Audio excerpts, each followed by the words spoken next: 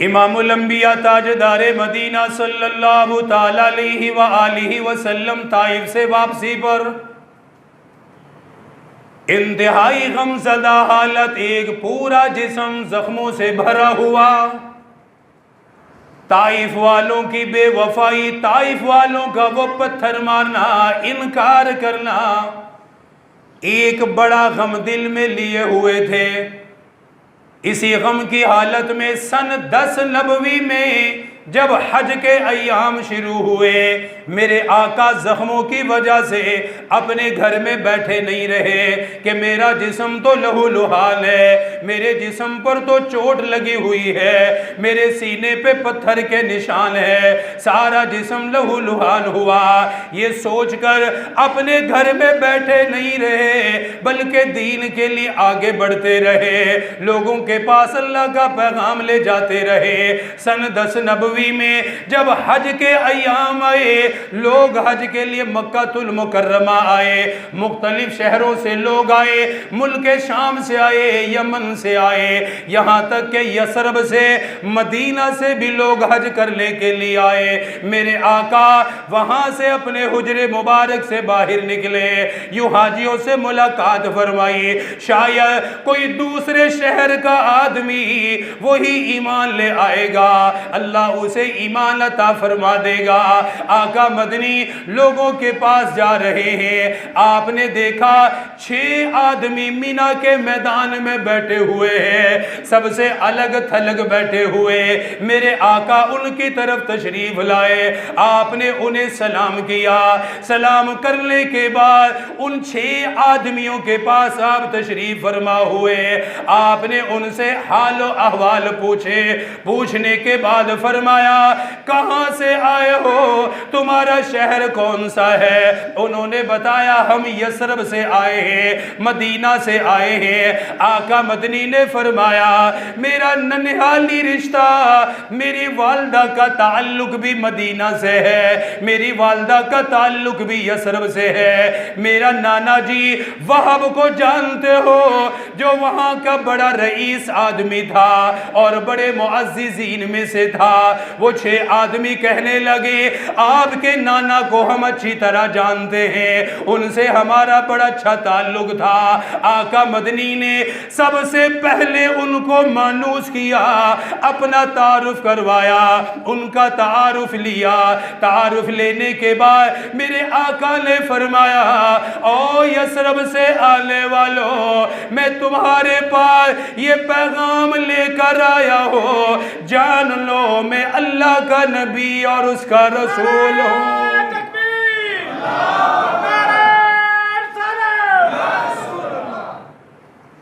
میں اللہ کا نبی ہوں، میں تمہارے پاس اللہ کا پیغام لے کر آیا ہوں، اور میرا تعلق قریش ہے، قریش خاندان سے میرا تعلق ہے۔ ان لوگوں نے جب آقا کی زبان اقدس سے یہ سنا، ایک دوسرے کی طرف دیکھنے لگے، کہنے لگے لگتا ہے یہ وہی آخری نبی ہے جس کے بارے میں یہودی مدینہ میں بات کرتے ہیں اور کہتے ہیں آخری نبی مدینہ میں آئے گا، آخری نبی یہاں مدینہ ہجرت کرے گا، یثرب ہجرت کر کے آئے گا۔ ایک دوسرے کی طرف دیکھ کر کہنے لگے کتنی خوش نصیبی کی بات ہے، اللہ نے سب سے پہلے ہمیں قبول فرما لیا۔ ایک دوسرے سے مشاورت کرنے کے بعد کہنے لگے اپنا دین کا تعارف کروا دیجئے، اپنے دین کے بارے میں بتائیے، آپ کے دین کی خصوصیات کیا ہے، آپ کا طریقہ کیا ہے۔ میرے آقا نے فرمایا سب سے پہلے دین کا پہلا مرحلہ یہ اللہ کے سوا کوئی معبود نہیں، اللہ خالق ہے، اللہ مالک ہے، اللہ ہی کی عبادت کرنے کرنی ہے، فرمایا مجھ پہ ایمان لے کر آؤ، اور پھر آپ نے قرآن کریم کی تلاوت فرمائی۔ اللہ اکبر، صاحب قرآن نے قرآن پڑھ کر انہیں سنایا، اللہ کا قرآن پڑھ کر سنایا، قرآن کریم کی تلاوت فرمائی۔ میرے آقا جب قرآن کی تلاوت کیا کرتے تھے پہاڑ بھی جھوم جایا کرتے تھے، جنات بھی سننے پر مجبور ہوتے تھے، یہاں تک کہ مکہ میں پتھر مارنے والے کافر بھی آپ کے قرآن کی آواز سن کے ٹھہرنے پر مجبور ہو جایا کرتے تھے اور کہا کرتے تھے اس کلام کے اندر عجیب جادو ہے، ایسا عجیب کلام جو دل و دماغ پہ اثر کرنے والا۔ کافر بھی اقرار کرتے تھے۔ میرے آقا نے مدینہ سے آنے والے ان 6 لوگوں کو اللہ کا قرآن پڑھ کر سنایا، قرآن کریم کی تلاوت سنائی۔ آپ نے قرآن کی تلاوت کو بند کیا، وہ 6 کے 6 آدمی ان کی آنکھوں سے آنسو برسنے لگے، فوراً کہنے لگے اشہد اللہ الہ الا اللہ و اشہد ان محمد عبدہ و رسولہ۔ کہنے لگے آقا ہم نے آپ کو اللہ کا نبی مان لیا ہے۔ سب سے پہلے مدینہ کے ان 6 آدمیوں نے اسلام قبول کیا۔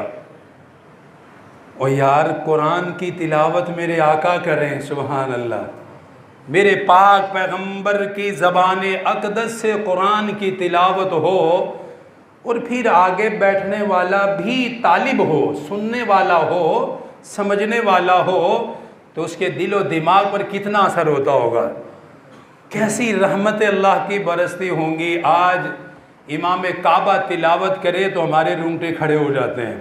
قرآن ہے نا، قرآن کی تاثیر ہے، اور پھر قرآن کی تلاوت میرے آقا فرمائیں، سبحان اللہ، کیسا منظر ہوگا۔ میرے آقا نے قرآن پڑھا، فوراً انہوں نے سنا، کہنے لگے ہم مان گئے آپ ہی اللہ کے نبی ہیں۔